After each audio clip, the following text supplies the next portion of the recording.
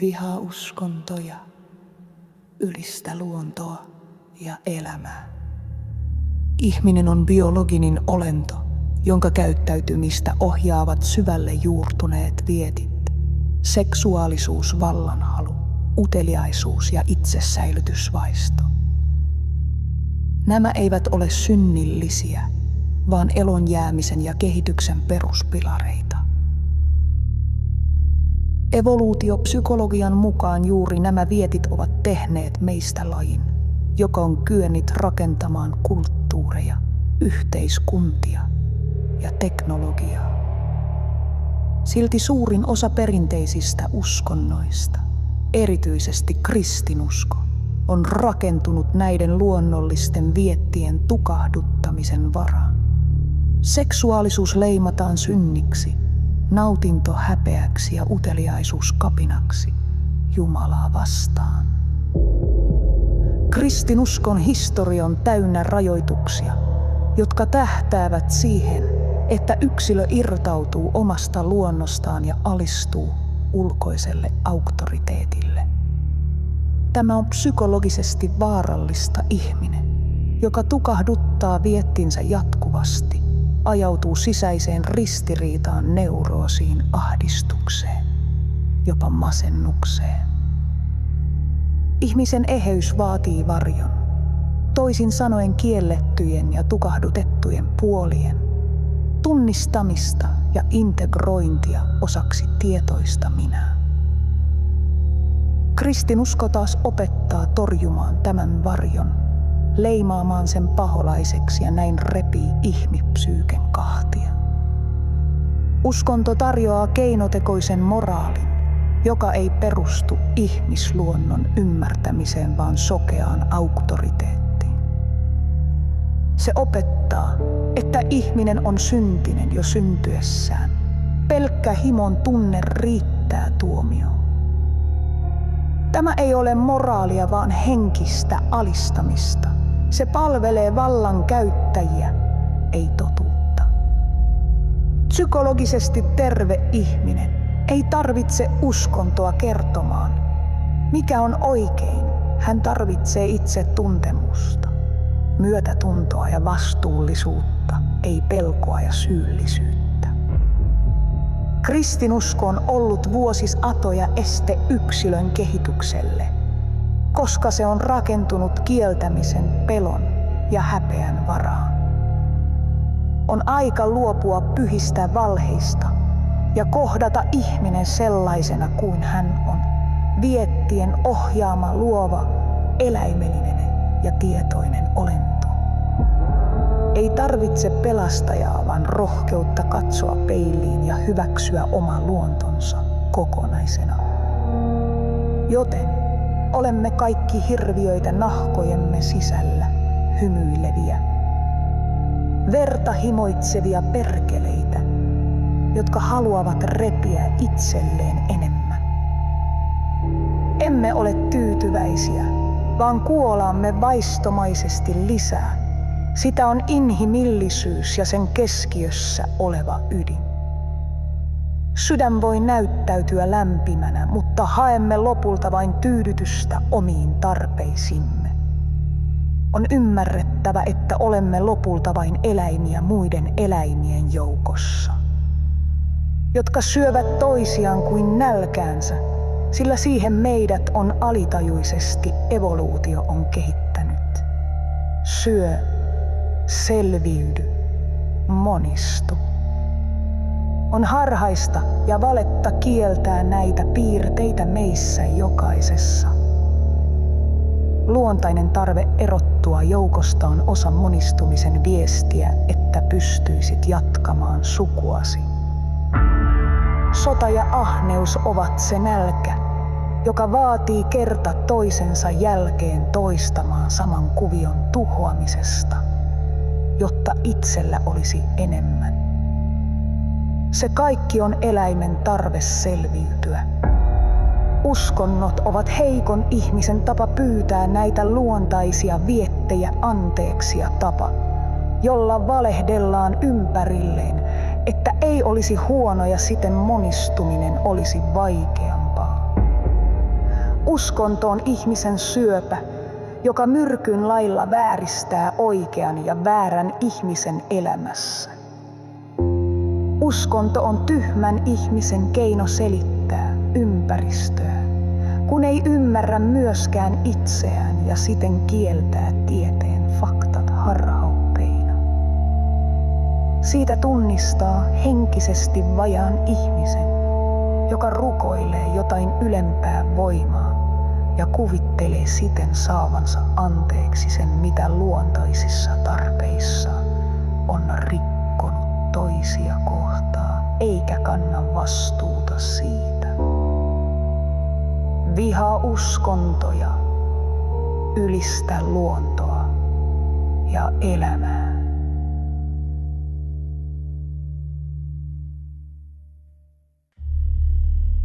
Kaikki uskonnot ovat pelkoa pukeutuneena hyveeseen.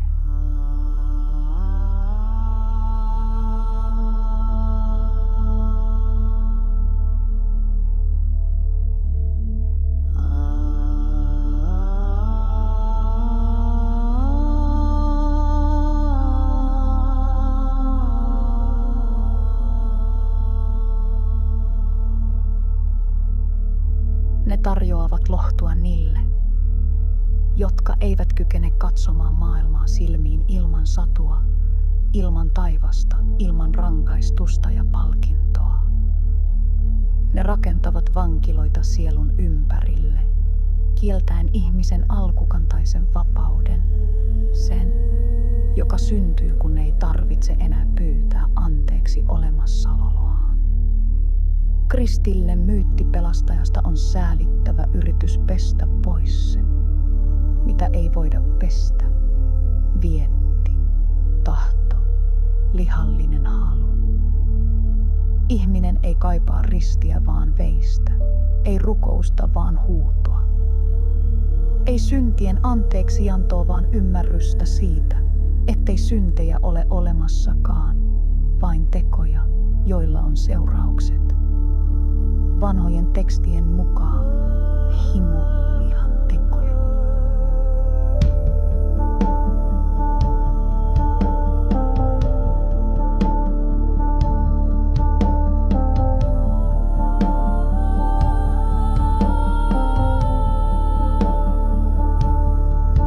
Mutta ilman himoa mikään ei synny, mikään ei liiku. Ilman vihaa rakkaus on tahdoton. Ilman kuolemaa ei ole elämää. Uskonnot ovat yrittäneet tuhansia vuosia vetää rajaviivan pimeyden ja valon väliin, mutta eivät koskaan ymmärtäneet, että ihminen on molempia. Jumala on valhe, joka syntyy häpeästä ihmisluontoa kohtaan. Katso uskontojen historiaa, inkvisitio, ristiretket, noitavainot, lapsiin kohdistuvat hyväksikäytöt, orjuuttamisen oikeutus, tieteen tukahduttaminen. Jokainen uskonto on jättänyt jälkeensä verisiä raunioita ja sielullista kastraatiota. Ne eivät rakenna, ne mädättävät. Ne eivät nosta, ne tukahduttavat. Ne eivät johda totuuteen. Ne johdattavat harhaan, jotta hallinta olisi helpompaa. Antikristillinen totuus ei ole pahuuden ylistys. Se on rehellisyyden ylistys. Se on katse, joka ei käänny pois, kun peilissä näkyy eläin, vaan se avaa suunsa ja murisee takaisin. Se ei käännä toista poskea, vaan iskee ensin, koska tietää, tämä maailma ei ole pyhä, eikä sen pidäkään olla. Ja juuri siksi uskonnot on poltettava juurineen, ei vain instituutioina, vaan myös jokaisena ajatuksena, joka opettaa, että synti on totta ja että kärsimys on tie pyhyyteen. Ei. Kärsimys on vain kärsimystä.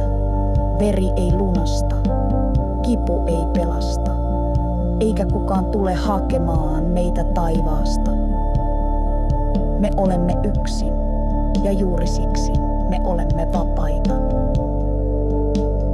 vapaus alkaa, kun viimeinenkin rukous on vaiettu ja jäljelle jää vain hengitys, oma, lihallinen, petomainen aito.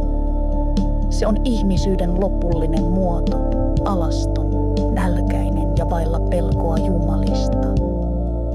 Vihaa uskontoja, ylistä luontoa ja elämää.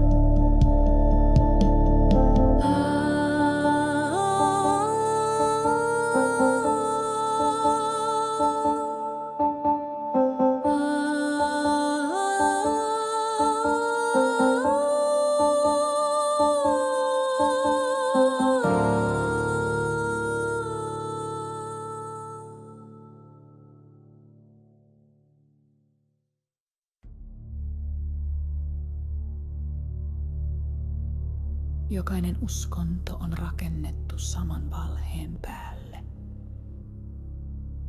Että ihminen on rikki syntyessään ja tarvitsee ulkopuolista pelastajaa.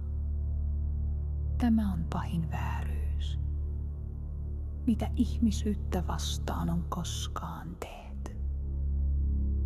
Se on olemassaolon jatkuvaa mitätöintiä, pelolla hallitsemista. Syntymä ei ole synti.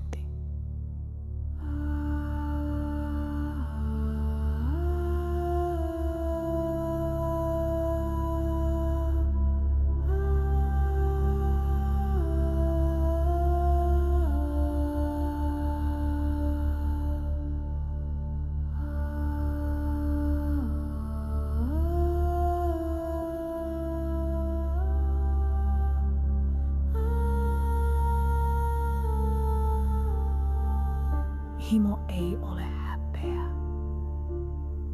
Viha ei ole heikkous, mutta niin kauan kuin uskonnot puhuvat, ne puhuvat meille kuin sairaille ja tarjoavat lääkkeeksi myrkkyä. Jumala on kuollut, mutta hänen ruumiinsa ei vielä lahoa tarpeeksi nopeasti. Kirkko on se haudankaivaja, joka ei ymmärrä olevansa jo ruumiin murskaaja. Eikä kyse ole vain kristinuskosta.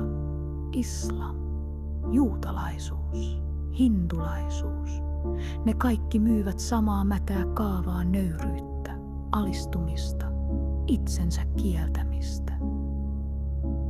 Ne kutsuvat sitä pyhyydeksi.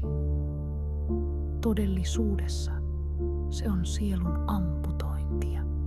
Ihmisen todellinen vapautus ei tapahdu kirkkosalissa.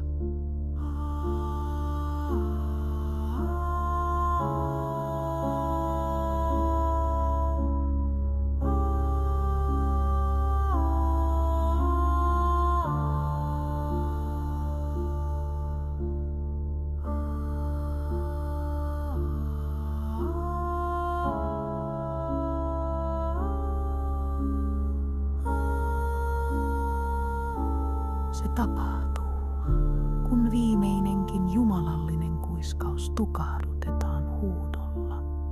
Minä olen oma Herrani, minä olen oma paholaiseni. Se, mitä uskonnot pelkäävät eniten, ei ole pahuus, vaan tietoisuus ilman Jumalaa. Ihminen, joka ei pelkää helvettiä eikä kaipaa taivasta, on vapain olento maan päällä. Hän on vaarallinen, koska häntä ei voi hallita. Hänessä asuu kaos, mutta myös totuus. Siksi jokainen profeetta on pelännyt hänen kaltaisiaan, ja siksi he ovat rakentaneet temppeleitä hänen ympärilleen, sulkeneet hänet tarinoihin ja kiroilleet hänen nimen jälkipolville. Mutta nyt tulee aika, jolloin nuo temppelit sortuvat. Tulee aika, jolloin pyhät kirjat palavat. Eivät siksi, että vihaamme, vaan siksi, että ne eivät enää palvele mitään muuta kuin vääryyttä. Kiviin hakattu moraali murenee lopulta ihmisen oman tulen alla. Ja se tuli on vietti. Se on nälkä. Se on tietoisuus siitä, että ettei tarvitse pelätä omaa luontoa.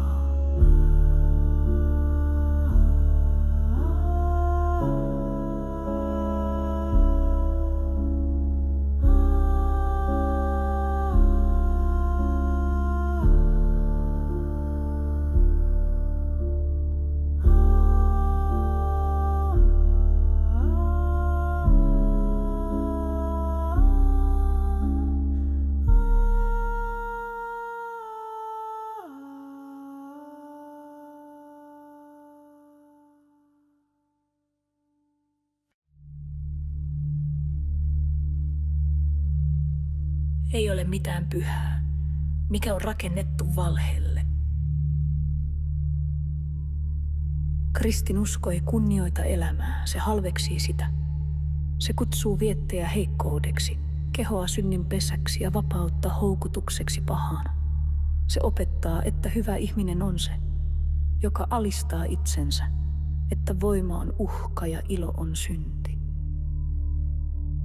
Mutta me tiedämme toisin. Satanismi realistisessa muodossaan ei ole hornan palvontaa. Se on ihmisluonnon hyväksymistä sellaisena kuin se on. Se ei vaadi polvistumaan minkään edessä, ei pyhimysten, ei marttyyrien, ei valheellisten jumaleahmojen. Se ei vaadi pyytämään anteeksi olemista. Se sanoo, elä, nauti, vahvista itseäsi. Se ei rakenna taivasta kuoleman jälkeen. Se tekee helvetistä kotisi, jossa voit vihdoin olla vapaa. Luonnossa ei ole armoa, mutta ei myöskään valhetta metsä. Ei valehtele joki, ei vanno olevansa enemmän kuin on suden nälkä, ei ole synti, vaan sen olemuksen ydin.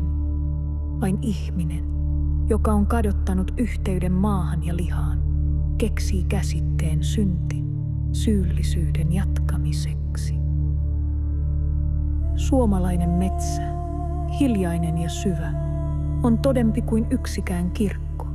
Jokainen puu seisoo omilla juurillaan, jokainen eläin toimii ilman häpeää. Täällä, missä pakkanen raatelee ja routa muistaa, ei ole tilaa valheille. On vain selviäminen, vaisto ja hiljainen kunnioitus sitä vastaan, mikä on suurempaa, ei Jumalana, vaan voimana. Kirkko on vieraannuttanut ihmisen tästä todellisuudesta. Se on kaapannut luonnon, liannut sen pyhillä sanoillaan ja rakentanut kivistä alttareita, joiden alla mätä leviää.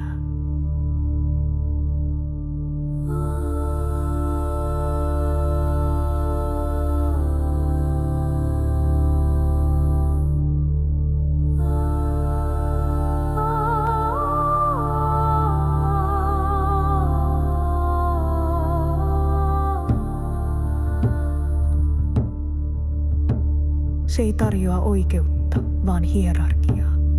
Se ei suojele heikkoja, se käyttää heitä hyväkseen, ruokkii häpeää ja muotoilee siitä ketjuja. Se antaa anteeksi väkivaltaa, mutta tuomitsee rakkautta, jos se ei noudata sen kapeita normeja. Se siunaa verellä ostettuja valtapelejä, mutta tuomitsee lihallisen ilon.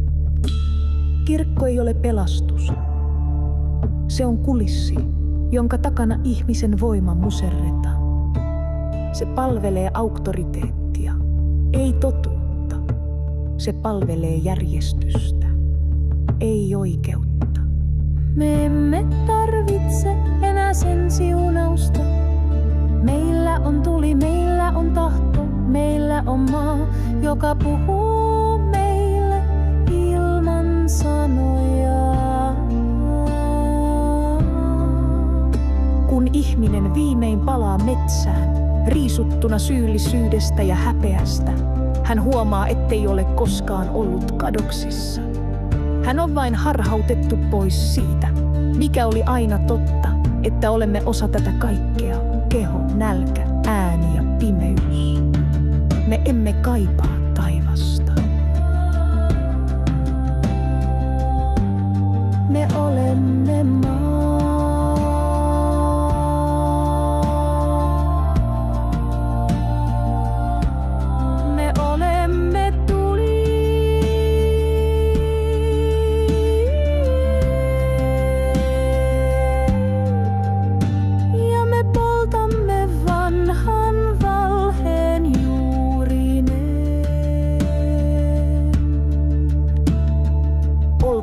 yksi ääneni monien ääni, tämän hetkisten ja tulevien.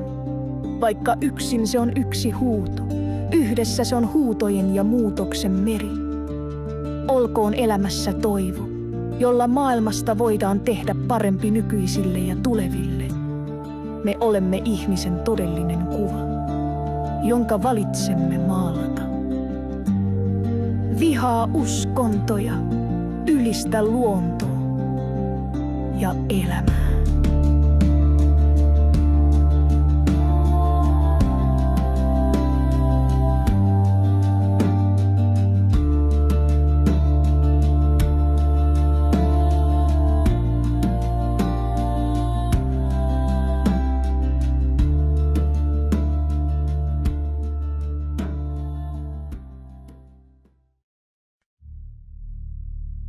Kirkon risti ei koskaan kasvanut maasta.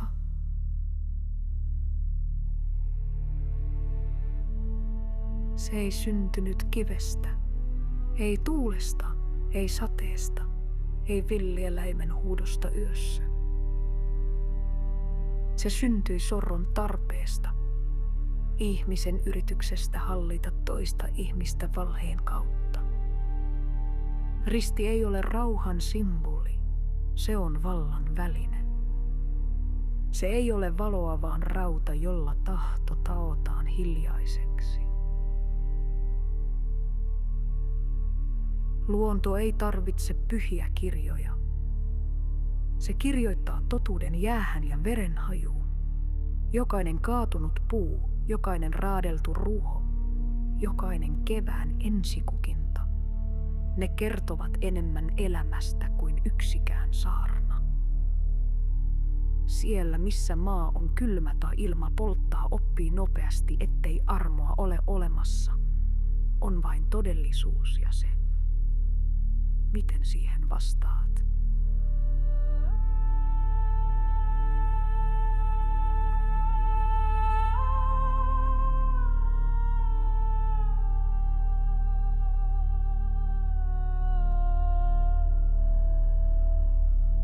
Kristinusko opettaa, että ihminen on luonnon yläpuolella, että hänet on asetettu hallitsemaan maailmaa, täyttämään se ja alistamaan.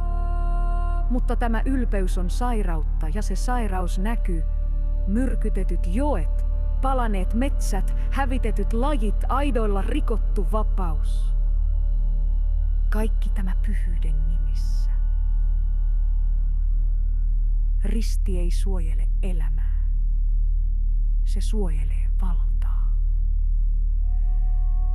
Se siunaa kaivinkoneen, mutta kiroaa villin eläimen. Se antaa armon vallan käyttäjälle, mutta tuomitsee sen, joka tanssii alasti kuun valossa. Vapaana.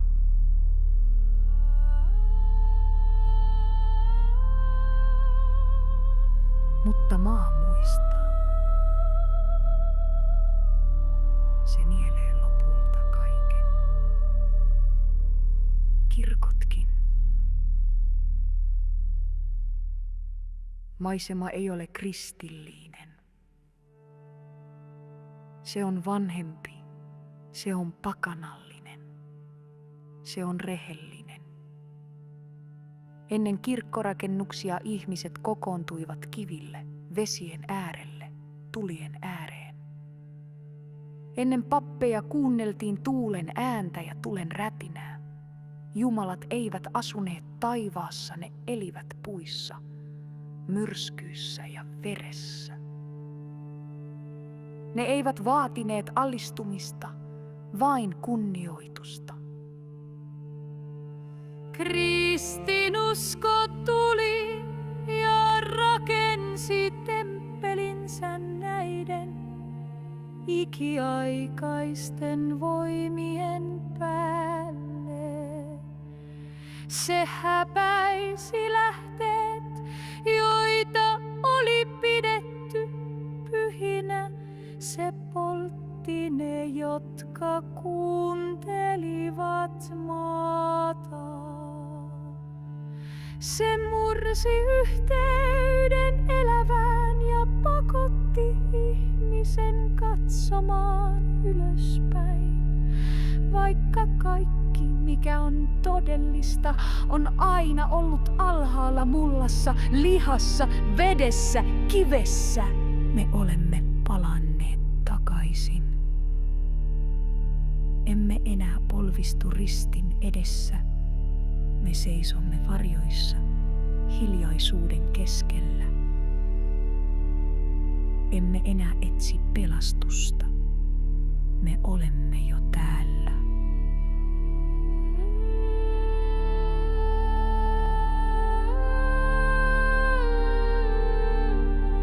Luonnossa ei ole syntiä, vain elämä ja kuolema. Vain se, mitä tapahtuu ja miten siihen vastaat, ja siinä ei ole mitään hävettävää.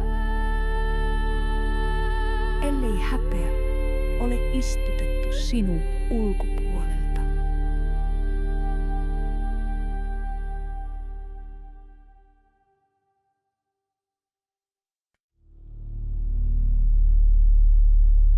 Synti on keksintöä. Se ei ole luonnon laki, vaan ihmisen rakennelma. Se ei kumpua moraalista, vaan vallasta. Uskonnot loivat synnin, jotta voisivat luoda tarpeen pelastukselle ja myydä sen.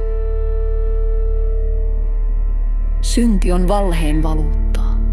Se pitää massat polvillaan, saa ihmisen häpeämään itseään toivomaan armahdusta, jota ei tarvita.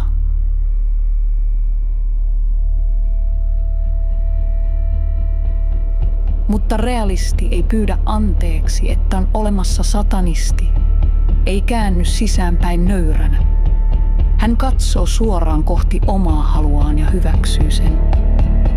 Hänen syntinsä ei ole pahuus, vaan voima. Se ei ole häpeä, vaan totuus. Syntiä ei ole, koska mikään todellinen, luonnollinen asia ei ole väärin itsessään. Himo ei ole rikos, se on biologinen viesti. Viha ei ole synti, se on merkki rajojen ylityksestä. Itsekkyys ei ole moraalinen epäkohta, se on itsesuojelua.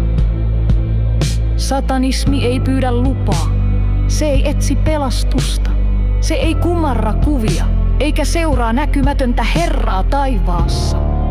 Se katsoo maailmaa sellaisena kuin se on armottomana, kauniina, väkivaltaisena, vietillisyyttä täynnä ja hyväksyy sen. Uskonnot ovat yrittäneet tuhansia vuosia muuttaa ihmisen koneistoksi, joka ajattelee väärin, jos ajattelee itse. Ne kutsuvat lihallista iloa lihan teoksi. Kuin se olisi rikos olla elossa, ne opettavat, että synti on tehdä sitä, mitä tekee mieli. Se on sairasta logiikkaa, se on valhe, jota toistetaan, kunnes uskot siihen. Satanisti ei pyydä anteeksi, että hän haluaa elää. Hän ei pyydä anteeksi, että hän himoitsee vihaa, syö, taistelee tai nautiskelee. Hän ei pyydä anteeksi, että hän ei usko. Hän yksinkertaisesti on. Ja juuri siksi hän on vapaa.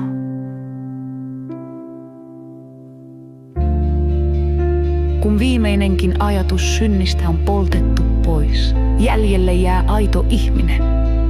Viettien, tunteiden ja tietoisuuden summa. Ei rikollinen, ei heikko, ei langennut, vaan luonnollinen.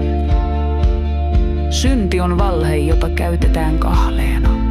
Totuus ei tarvitse anteeksi pyyntöä. Se palaa kirkkaammin kuin yksikään kynttilä alttarilla.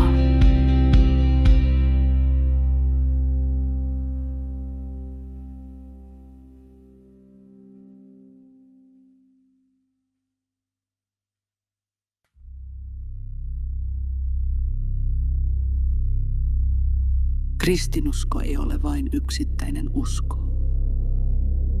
Hitaasti vuotava haava yhteiskunnan lihassa. Kuten muutkin syövät, ne yrittävät jatkuvasti levitä.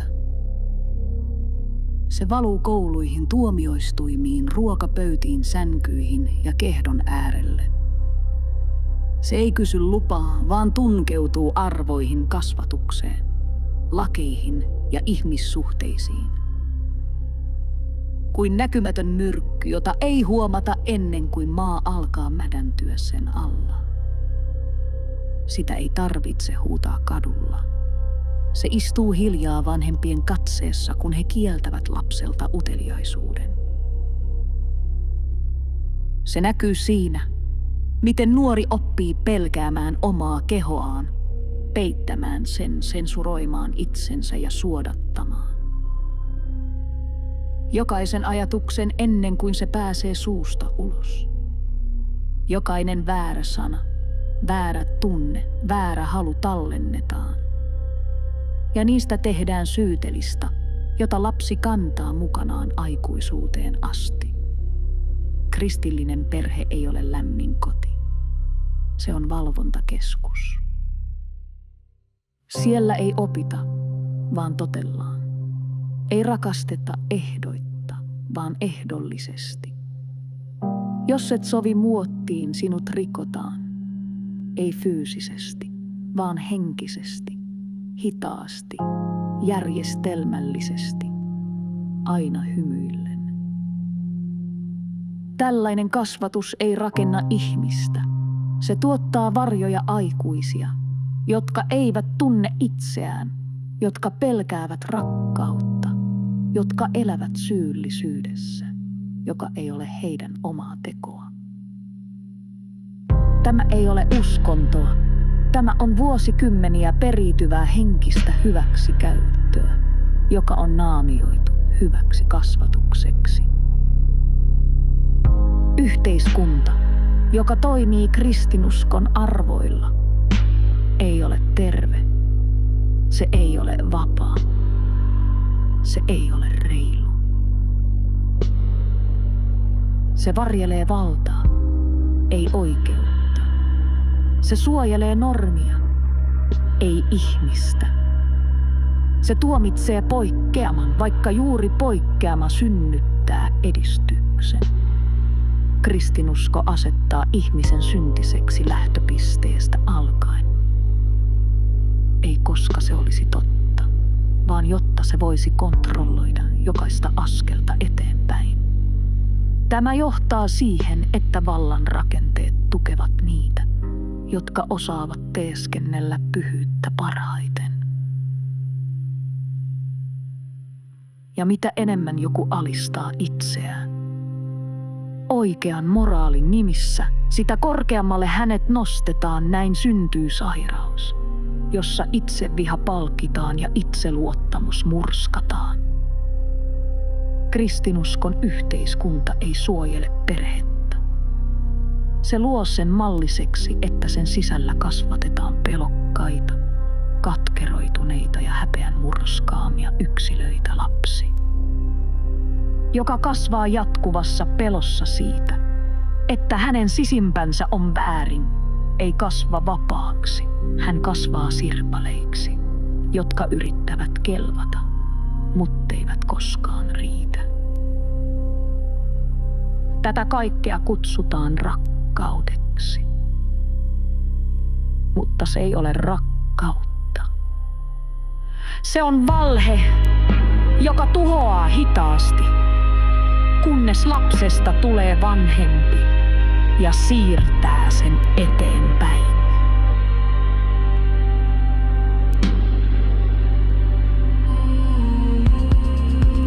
Vihaa uskontoja, ylistä luontoa ja elämää.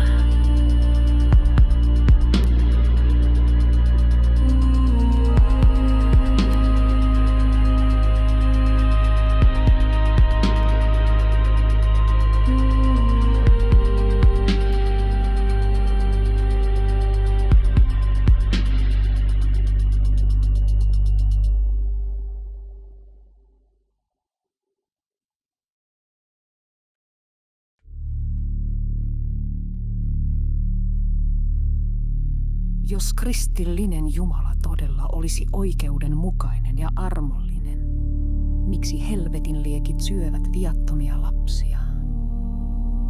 Miksi epätoivoiset katseet, jotka eivät ole koskaan ymmärtäneet maailmaa, eivät saa rauhaa?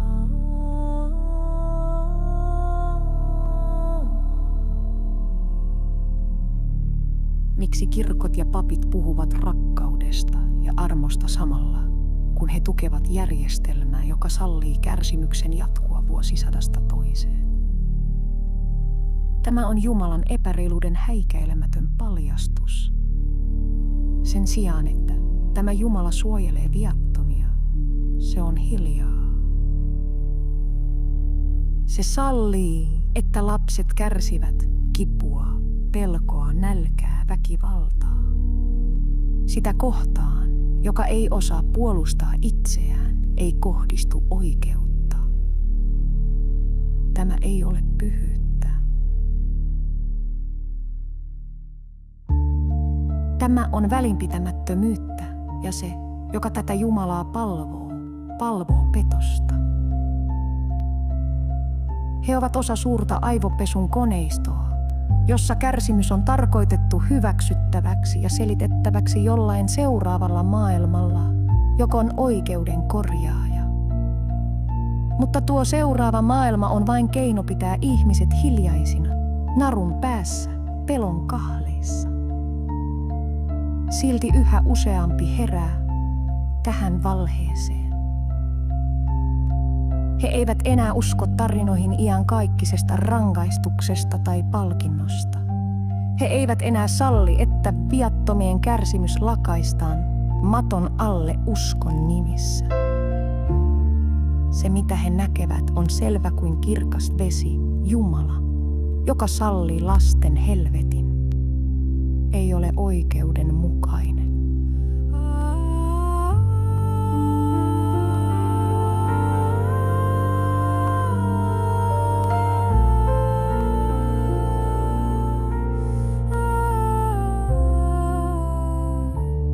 Se on vain syöpä ihmiskunnan mielessä, henkinen sairaus, joka ruokkii pelkoa ja alistumista, ja se syöpä on aika leikata pois. Ne, jotka paljastavat tämän valheen, ovat totuuden eturintamassa. Vapaita niistä kahleista, joita uskonto yrittää vielä kahlita. Se varjelee valtaa, ei oikeutta. Se suojelee normia, ei ihmistä. Se tuomitsee poikkeaman, vaikka juuri poikkeama synnyttää edistyksen. Jos ihmisen pitäisi nähdä todellinen pahuus, hänen tulisi kääntää katseensa kohti kirkkoa, nähdä, että tuo on se sisäsiittoinen, ilkeä pesä, josta ongelmat yhteiskunnassa ja omassa mielessä syntyvät. Ne ongelmat, joita ihmismieli sotii vastaan, mutta tuo mätäpaise luvallisesti sylkee ulos kuin loene.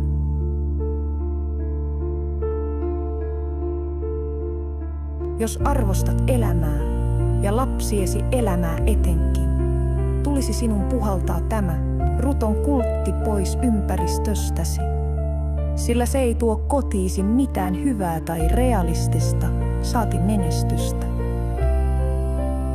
Se on ruttolaisen kultti, minkä joku ahne on keksinyt. Se on hirviön kultti, minkä alustana on julmuus ja epätoivo. Se on kauheuden esikuva, jonka voit nähdä kyläsi tai kaupunkisi keskiössä. Luota siis itseesi ja vastusta sitä hirveittä, mitä se tarjoaa.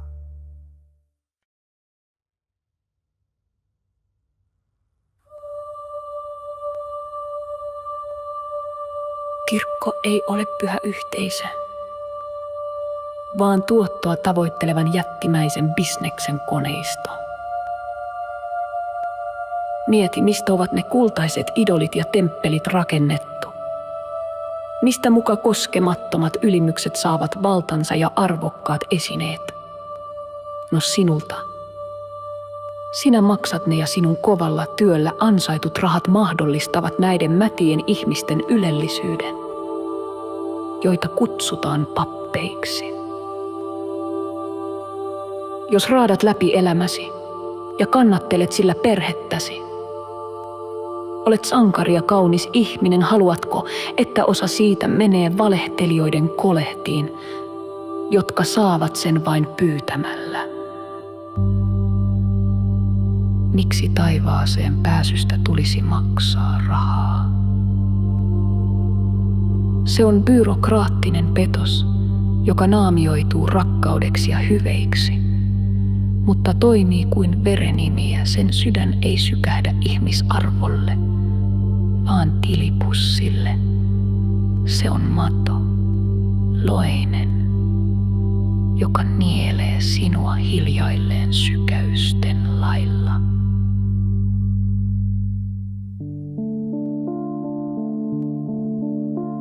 Kirkollisvero, joka riistää ahkerasti työtä tekevän kansalaisen jokaisesta ansaitusta kolikosta.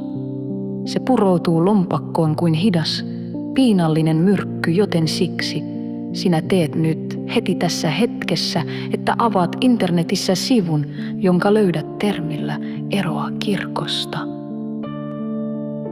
Eroa siis kirkosta välittömästi ja ohjaa jokainen penni sinun perheesi tulevaisuuteen, eikä ruttolaisen suuhun.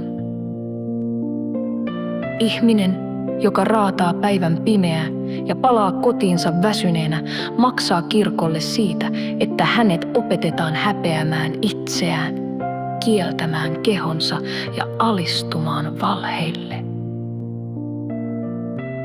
Kirkko on taloudellinen jättiläinen, jolla on miljardien omaisuus, kiinteistöjä, sijoituksia, joiden varjolla se laajentaa valtaansa.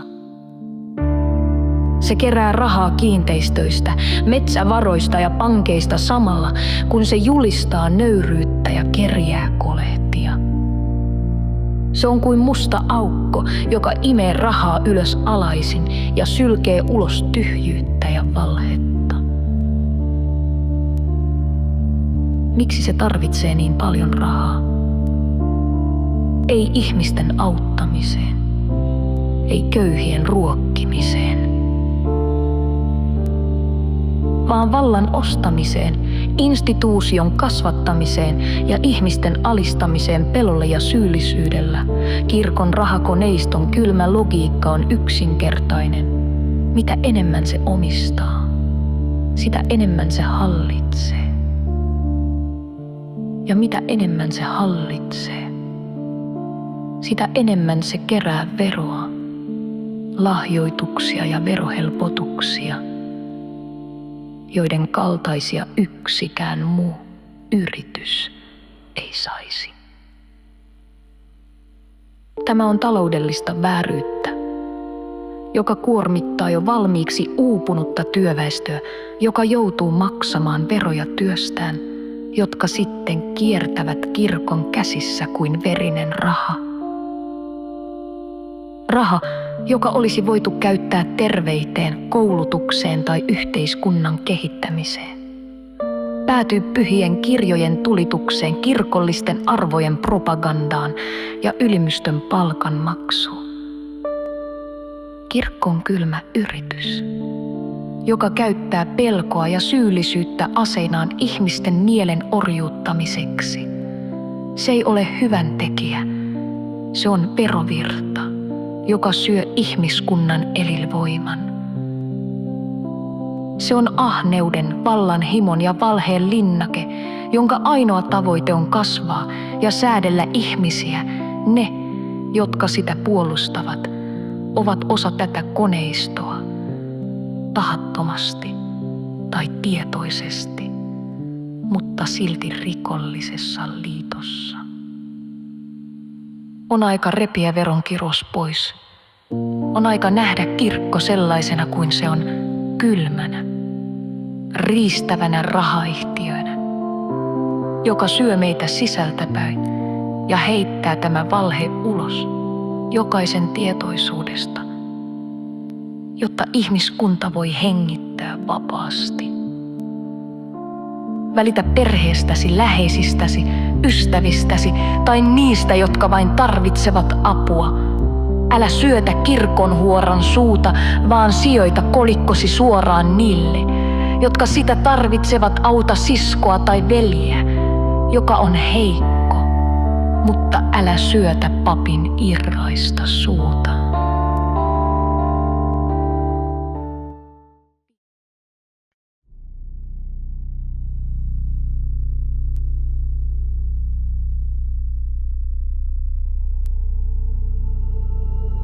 Kun joku menettää rakkaansa, lapsensa, ystävänsä, kirkko kuiskaa korvaan. Se on Jumalan tahto. Miten sairas ihmisen pitää olla, että voi valehdella tällaista toisen surun keskellä?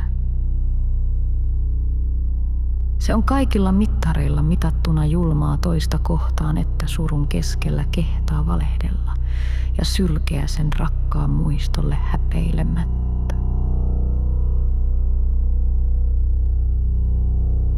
Se ei lämmitä sydäntä. Se ei kanna surun painoa. Se ei kurota kättä auttamaan. Se kääntää selkänsä ja työntää sanansa kuin myrkyllisen neulan haavaan. Se on helvetin julma valhe, joka murentaa toivon rippeet. Jumalasta on tullut kivisydäminen tyranni, joka nöyryyttää niitä, jotka kärsivät kaikkein eniten. Ja nämä papit, nuo uskonsa sokeat verhoomat miehet ja naiset seisovat kuolleiden yläpuolella ja toistavat saman ruman mantraa kuin se olisi joku lohdun sana. Heidän kätensä ovat tahraantuneet kyynelillä, joita he eivät halua ymmärtää. Heidän sydämensä ovat kangistuneet jäykiksi kirjoiksi ja lausuntoiksi, jotka tappavat elämän halun. Jokaisen papin pitäisi ravistautua irti tästä unesta ja ymmärtää, että heidän uskonsa on kuin ruumis, joka haisee ja mätänee hitaasti koko yhteisön sisällä. Heidän pitäisi polttaa nämä valheet, polttaa kirkot, joihin ne on juurrutettu, ja vapauttaa ihmismieli ja sydän.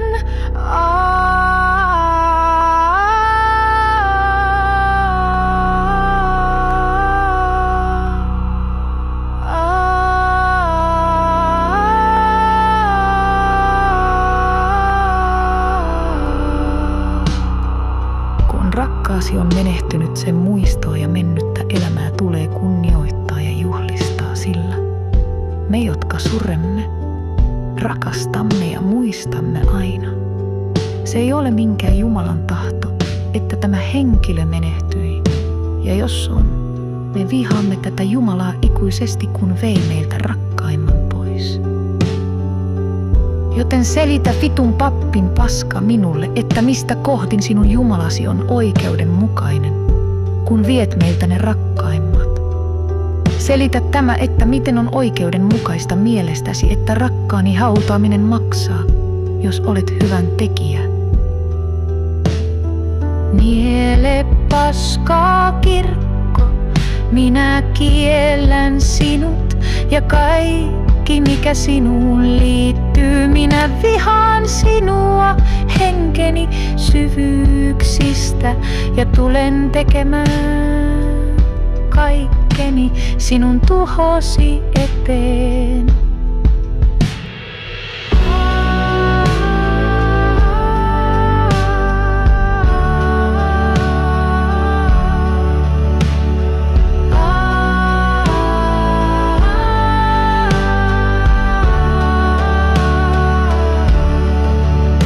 Tämä pahuus, joka naamioituu Jumalan tahtoon, on mätä lähde, joka juoksuttaa saastetta yhteiskuntaan.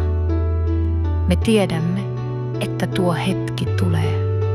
Se päivä, kun yhteiskunta nousee ja riisuu tämän lahkon pois kasvoiltaan kuin likaantuneen naamion. Se päivä, kun valhe ja väkivalta kukistetaan ja totuus saa paikan auringossa. Me emme hyljeksi kärsiviä. Me rakastamme niitä, jotka ovat rikkoutuneet, koska tiedämme, todellinen voima syntyy siitä, että hyväksyy itsensä kokonaan, ei pakene tai kätkeydy taivaan varjoihin.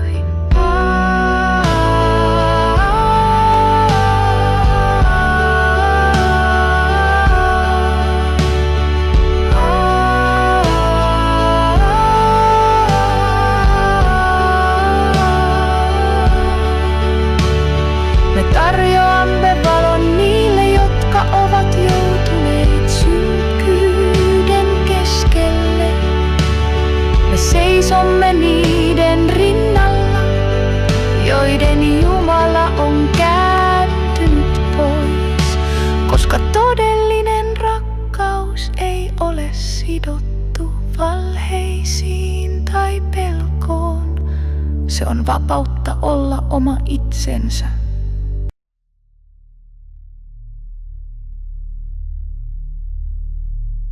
Hyväsi käyttö on kirkon syvin taito.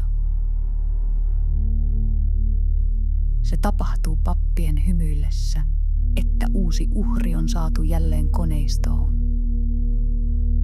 Auttamisen naamion takana piilee laskelmoiva peto, joka ruokkii itseään toivolla, ei todellisella avulla, vaan lupauksilla, jotka eivät koskaan toteudu.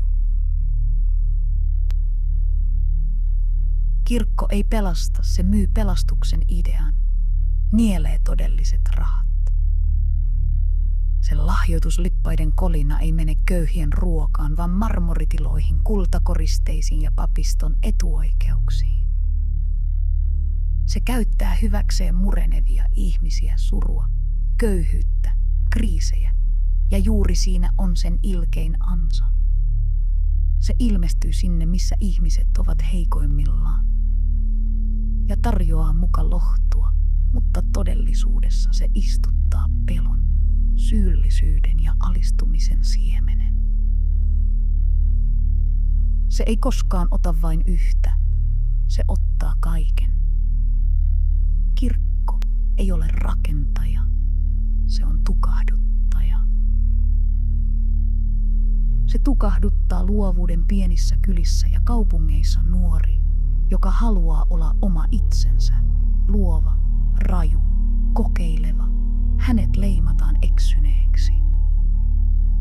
Hänen äänensä hiljennetään laulamalla virsiä. Hänen ajattelunsa rajataan riparivihkoon ja rukoushetkiin. Kaikki, mikä poikkeaa, pyritään nitistämään oikean tien nimissä. Rippikoululeirit ovat rituaalista aivopesua, jossa lapset otetaan eroon vanhemmistaan ja altistetaan järjestelmälliselle syyllisyyden ohjelmoinnille. Niissä opetetaan, ettei riitä sellaisena kuin on, että synti on jo osa sinua ja että sinun täytyy pyytää anteeksi jotain, mitä et edes ymmärrä vielä. Tämä ei ole opetus, tämä on henkistä silpomista. Papit, nuo valheen viralliset jakajat, esiintyvät opettajina ja esikuvina, mutta monien takana piilee hyväksikäyttö, jonka määrä on systemaattisesti vaiettu ja suojeltu. Heidän rikoksensa eivät ole yksittäisiä, ne ovat osa kulttuuria, jossa asema pyhyyden nimissä antaa koskemattomuuden koskea väärin ihmisiin.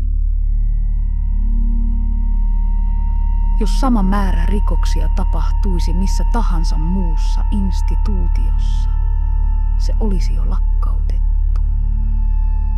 Mutta koska kirkko seisoo Jumalan nimissä, sitä suojellaan.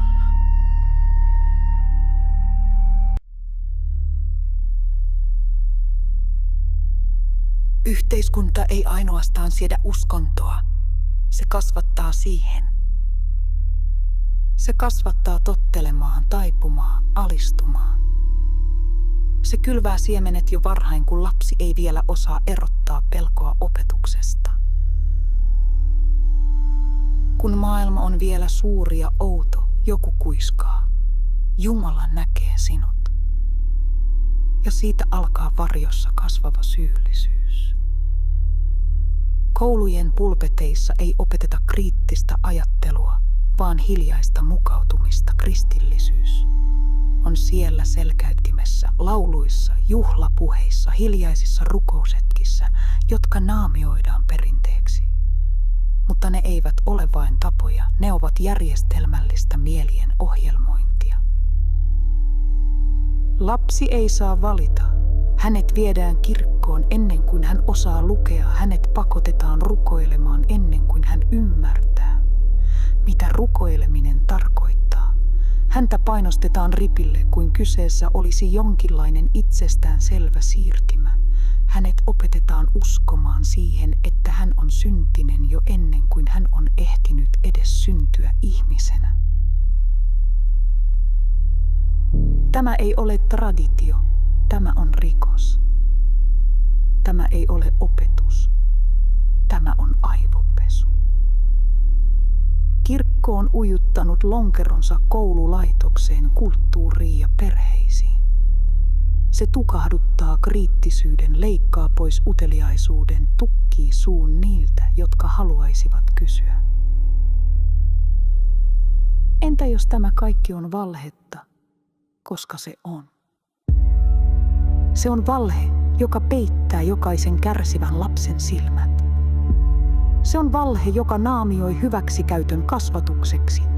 Valhe, joka perustelee väkivallan kuriksi ja kylvää henkisen häpeän, jonka jälkiä ihmiset kantavat hautaan asti. Rippileirit, joissa nuoria pelotellaan iankaikkisella kadotuksella, eivät ole leirejä, ne ovat pehmeitä keskitysleirejä, joilla murskataan identiteetti ja muotoillaan sielu alistumaan.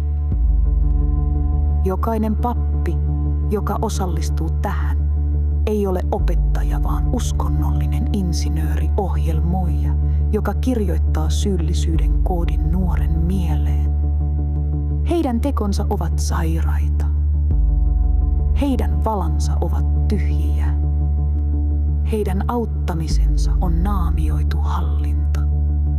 Kirkko, tuo hengellinen pankki, kerää samalla rahaa kuin kone. Kirkollisvero on häpeällinen hyökkäys tavallisen työntekijän selkärankaan.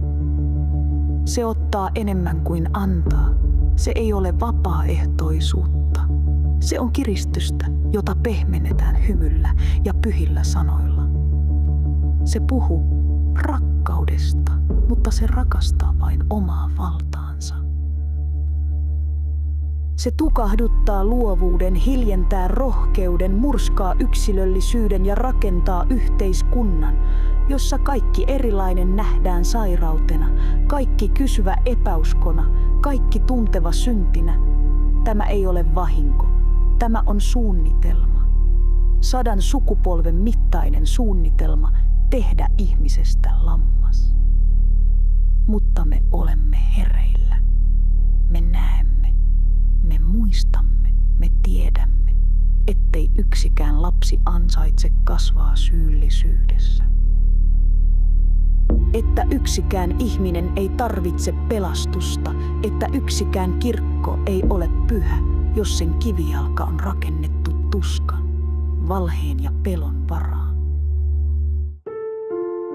Me tunnustamme vain sen, mikä on totta. Kehon viekin ajatuksen, himon, elämän itsessään. Realismi, satanismi ei pyydä nöyrtymään. Se ei pelkää pimeyttä, koska se tietää, että ihminen on sekä valo että varjo. Se ei hyljeksi, vaan syleilee. Se ei alista, vaan vapauttaa. Meidän oppimme ei rakennu pelolla, vaan ihmisellä itsellään, paljaana, rehellisenä ja luonnon osana. Me emme tarvitse taivasta. Emme kaipaa Jumalaa. Emme usko lunastukseen. Me uskomme tähän hetkeen, tähän vereen, tähän kehoon, tähän maahan. Viha uskontoja, ylistä luontaa ja elämää.